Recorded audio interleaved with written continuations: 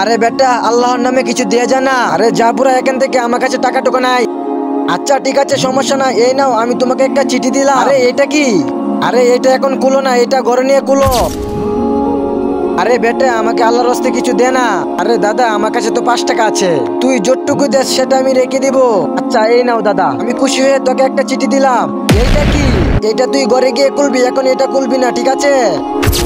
বেটা, আল্লাহর নামে আমাকে কিছু দে না, আমি খুব টেনশনে আছি, আমার কাছে টাকা নাই।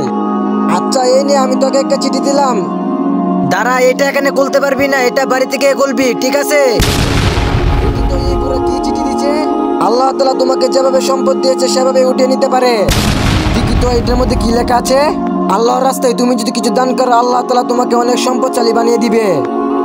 তার আগে যারা চ্যানেলটিকে সাবস্ক্রাইব করে দিবে তাদের মা বাবা যেন অনেক দিন বেঁচে থাকে। আর যারা ভিডিওতে লাইক কমেন্ট করে দিবে তাদের মনের আশা যেন পূর্ণ হয়। আর কমেন্টে আই লাভ ইউ মা বাবা লিখে যাও। দেখি তো এটার মধ্যে কি লিখেছে।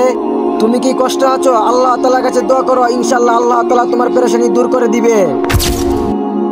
দাদা, আপনি ঠিক বলেছিলেন, যে আল্লাহ দিতে পারে সে আল্লাহ নিতেও পারে। ভিডিওটি ভালো লাগলে সাবস্ক্রাইব করুন।